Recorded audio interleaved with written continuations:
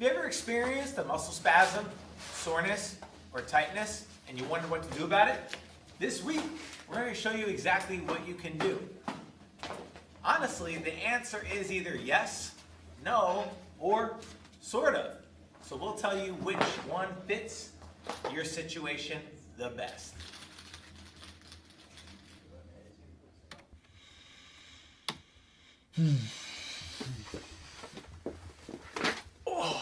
Now, if you're like most lazy Americans, you probably spend a big chunk of your day sitting, and every once in a while you may get up with a back spasm. So, what do? Stretch your back?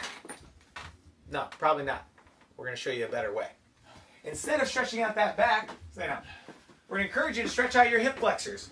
When your hip flexors are tight, they put a lot of tension. Oh, sorry, bud. They put a lot of tension on the lower back because they force you into what's called an anterior pelvic tilt.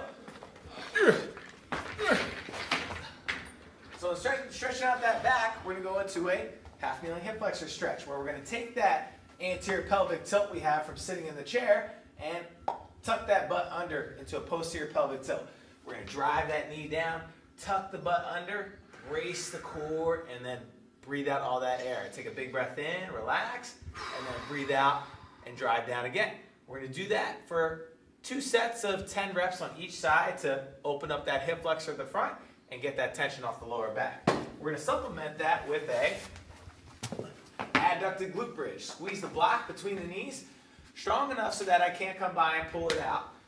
We're going to get into that posterior pelvic tilt again by flattening out the back into the floor, engaging the core, keeping the back in a neutral position, and then we're going to flex the butt and hamstrings to lift the hips up into the air.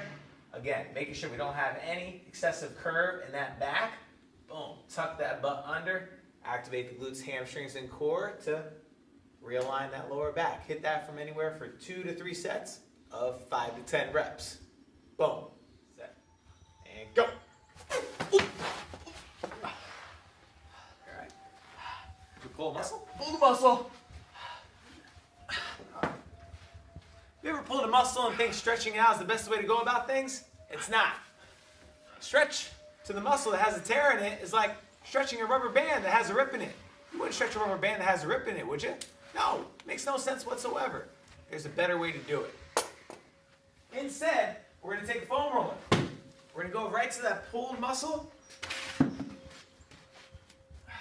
going to provide some light tension on top of that muscle, help break up the scar tissue, provide some blood flow to the muscle so it can recover without providing any additional stress along that muscle tissue. It's already been pulled. We don't want to stress it any further.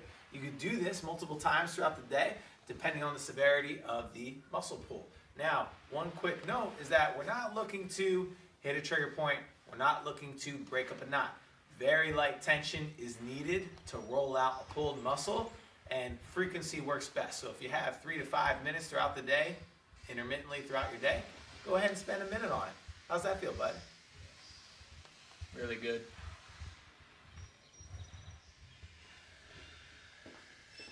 Now, if you've ever experienced some severe muscle soreness the day after a heavy workout or maybe a sporting event, there you go, bud.